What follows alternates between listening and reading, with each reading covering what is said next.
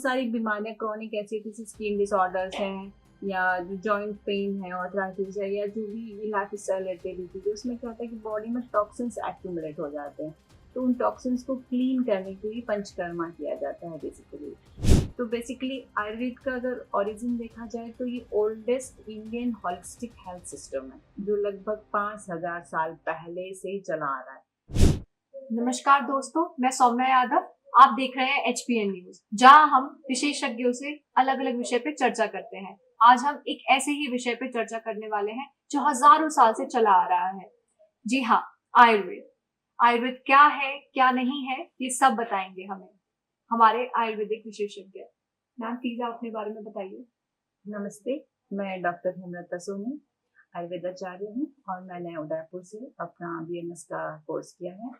And अभी मैं 15 year से प्रैक्टिस में हूँ। मैं पतंजलि में भी काम कर चुकी हूँ और अभी मेरा नोएडा सेक्टर 75 में आयुसोल हेल्थ केयर के नाम से मेरा अपना पंचकर्मा एंड आयुर्वेद सेंटर है। वहीं से मैं आयुर्वेद प्रैक्टिस करती हूँ। ओके मैम, आयुर्वेद एग्जैक्टली क्या होता है?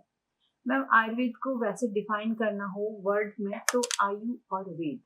आयु means life and veda means knowledge, मतलब द नॉलेज ऑफ लाइफ। तो वह साइंस जो हमें लाइफ का नॉलेज देती हो, क्वालिटी ऑफ लाइफ कैसी हो, लाइफ एक्सपेंस कैसा बढ़ा जा सके, क्या क्या चीजें हो जो हमारे जीवन को स्वस्थ और सुखमय बना सके, वो सारी जानकारी जिसमें है वही आयुर्वेद है।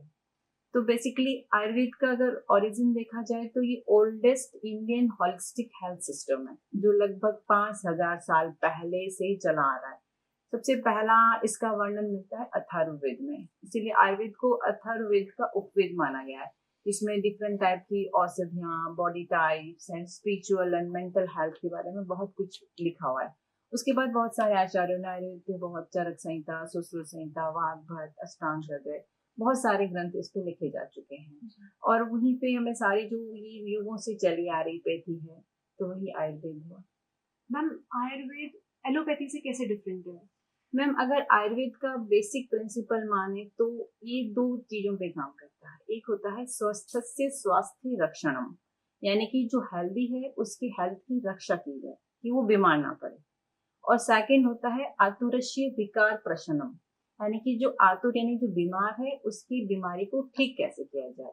तो बेसिकली ये एक ऐसा दिनचर्या, ऋतुचर्या एंड उसका डाइट एंड उसका लाइफ स्टाइल ऐसा मैनेज किया जाए, उसकी प्रकृति का परीक्षण, उसके हिसाब से आहार विहार करना, ताकि आदमी बीमार ही ना हो।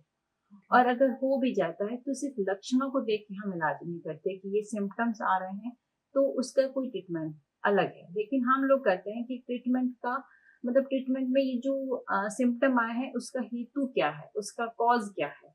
अगर कॉज को आइडेंटिफाई कर लिया जाए और उसी के ऊपर चिकित्सा की जाए तो वो जो परिणाम आते हैं वो बेहतरीन होते हैं और परमानेंट होते हैं। तो हम लक्षणों को छोड़ के उसकी रीजंस पे, रूट पे काम करते हैं। जैसे मैम क्रॉनिक डिजीजेस हो गई, लाइक थायराइड, ये सब कुछ हुआ, तो क्या ये भी हेल्प, आयुर्वेद इसमें भी हेल्प करता है? जी बिल्कुल, आयुर्वेद जो है वो क्रॉनिक डिजीज में तो बहुत इंपॉर्टेंट रोल प्ले करता है कि आपका मेटाबॉलिज्म गड़बड़ हो चुका है, आपका सिस्टम्स बहुत सारे इसमें इन्वॉल्व हो चुके हैं। तो लाइफ स्टाइल को, आपके खान पान को, और जो बेसिक आपकी प्रकृति में क्या असंतुलन आ गया है, वात पित्त कफ में क्या चेंजेस हो गए हैं कि वो इम्बैलेंस हो गए, वहां पे अगर उसको अंडरस्टैंड करके उसके प्रिंसिपल से अगर सही डायग्नोस करके ट्रीटमेंट किया जाए तो क्रॉनिक डिजीज भी बहुत अच्छे से मैनेज हो सकती है। जैसे मैम वुमेन्स में होता है PCOD, PCOS, बहुत जल्दी मेनोपॉज आने लगा है आजकल के टाइम पे, इनफर्टिलिटी, तो क्या ये उसमें भी हेल्प करता है? जी बिल्कुल, इनफर्टिलिटी में और सारी वुमेन्स प्रॉब्लम में आयुर्वेद बिना कोई साइड इफेक्ट के बेहतरीन प्लान, बेहतरीन रिजल्ट देता है। मैम सिर्फ लाइक विमेंस में या फिर हर बीमारी में मैम, हर बीमारी में कोई साइड इफेक्ट नहीं होता? एक्चुअली अगर कोई भी व्यक्ति को अगर डायग्नोस करके और एक कुशल चिकित्सक की देख रेख में अगर हम कोई भी ट्रीटमेंट देते हैं तो राइट ट्रीटमेंट अगर आप ले रहे हो तो आयुर्वेद में साइड इफेक्ट नहीं है, मल्टीपल साइड बेनिफिट्स है। ओके, ठीक है, लेकिन अगर आपने प्रॉपर डायग्नोस नहीं किया, आपने प्रकृति के हिसाब से नहीं चले, कुछ और ही किसी किसी के भी कहने से कुछ भी इलाज ले रहे हो तो उसके तो कुछ भी परिणाम हो सकते हैं। जैसे पंचकर्मा भी होता है, जी वो पंचकर्मा एग्जैक्टली क्या है? पंचकर्मा जैसे कि नाम से पता चलता है 5 एक्शन, तो 5 तरह की क्रियाएं बताई गई है जो कि बेसिकली मैं कह सकती हूँ deep cleansing therapies, detox therapies. बहुत सारी बीमारियां क्रॉनिक ऐसी होती है, स्किन डिसऑर्डर्स हैं या जो जॉइंट पेन है, आर्थराइटिस है, या जो भी लाइफ स्टाइल रिलेटेड डिजीज है, उसमें क्या होता है कि बॉडी में टॉक्सिन्स एक्यूमुलेट हो जाते हैं। तो उन टॉक्सिन्स को क्लीन करने के लिए पंचकर्मा किया जाता है बेसिकली। और उसके बाद जब हम ट्रीटमेंट लेते हैं तो बहुत बेहतरीन परिणाम देते हैं। कुछ तो टॉक्सिन्स के निकलने से ही ठीक हो जाती है बीमारियां। ओके, जैसे मैम कुछ दोष भी होते हैं, जी, वो क्या है? एक्चुअली वात पित्त कफ हम आयुर्वेद में त्रिदोष थ्योरी पे काम करते हैं। तो जैसे हमारा कहते हैं ना बॉडी 5 एलिमेंट से मिलकर बनी हुई है, वैसे ही ये त्रिदोष 3 एनर्जीज है। तो वात मीन्स हो गया एयर एंड स्पेस एलिमेंट। तो ये एक्शन क्या करता है, हमारी बॉडी की जो भी मूवमेंट्स है, हमारा बोलना चलना सोचना, जो भी एक्टिविटीज है, ब्लड सर्कुलेशन या हम ओवर कुछ भी थिंक कर रहे हैं, जो भी एक्शन है, वो वात को हम उसमें उस कैटेगरी में रखते हैं। पित्त जो करता है वो होता है फायर एंड वाटर एलिमेंट। ये क्या करता है कि आपका जो भी टेम्परेचर है, आपकी जो मेटाबॉलिक एक्टिविटीज है, या आपका जो डाइजेस्टिव फायर है जो आपको पाचन कर रहा है, ये सारा पित्त का कंट्रोलिंग वो हो गया। एंड कफ मान लो कि आपकी earth element and water element, जो आपकी बॉडी की स्टेबिलिटी है, आपकी इम्यूनिटी है, आपका बॉडी वेट है, आपका नरिशमेंट है, वाटर जो पोर्शन है, वो एक कफ का वर्क हो गया। तो ये 3 टाइप के, जैसे ब्रह्मा विष्णु और महेश हैं, वो सृष्टि को बनाते हैं, वैसे ही वात पित्त कफ होता है, वो हमारी बॉडी को बनाते हैं। जैसे मैम आयुर्वेदिक मेडिसिन लोग बिना पूछे भी डॉक्टर से ले लेते हैं, तो क्या वो सही है?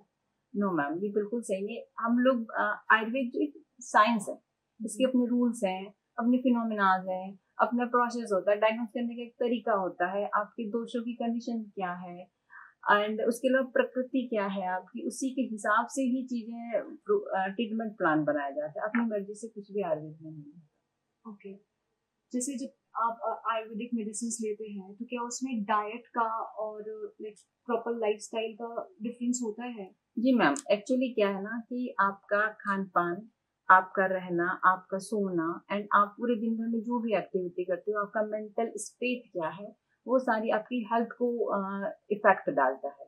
तो सिर्फ दवाइयाँ एक अपना रोल प्ले करती है, लेकिन अगर आप मेडिसिन के साथ साथ आपका रूटीन बहुत अच्छा नहीं है, आप बहुत स्ट्रेस में हो, आप बहुत देर रात तक सो रहे हो, जंक फूड खा रहे हो, अपनी बॉडी के अकॉर्डिंग नहीं खा रहे हो, अपनी जठराग्नि को नहीं देखते हुए खा रहे हो, तो मेडिसिन ओनली एक पार्ट है, बट इनके साथ अगर आप प्रॉपर फॉलो करोगे तभी प्रॉपर ट्रीटमेंट आएगा।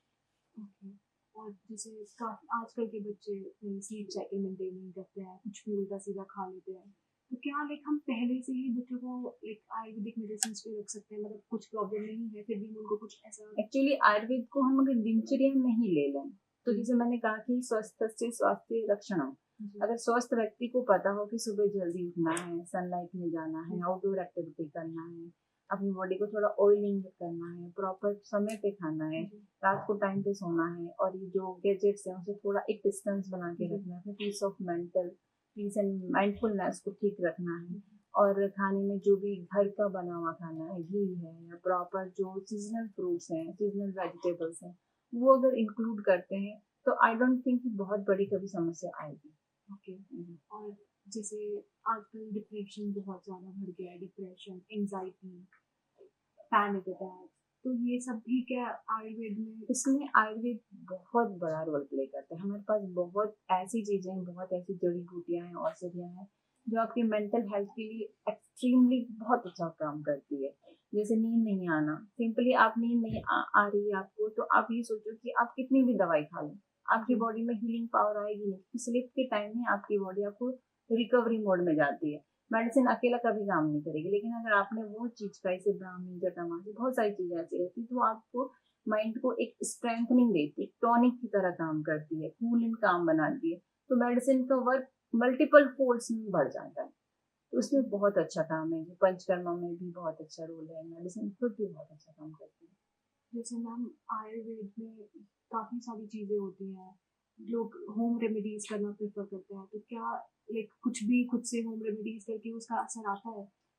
मैम, एक्चुअली डिपेंड करता है आपको कितना नॉलेज है। अगर आप प्रॉपर गाइडेंस से चीजें कर रहे हैं, आपने पूरा पढ़ा है, आपको एक्सपीरियंस है, या फिर आप किसी एक्सपर्ट की राय से चीजें अगर कर रहे हो, तो होम रेमेडीज भी प्ले करती है रोल। लेकिन सिर्फ रैंडमली कुछ भी उठा के करना मे बी रॉन्ग भी हो सकता है। जैसे हाँ, पुराने टाइम पे लोग एल्डर्स जो होते थे वो बोलते थे कि ये खा लो, इससे ठीक हो जाएगा, कोई बात नहीं, ऐसे करना चाहिए या नहीं करना चाहिए? आई डोंट थिंक कि लाइफ इतनी अनवैल्यूएबल है कि कोई भी एक्सपेरिमेंट आप उस पर जी कर जी। सको।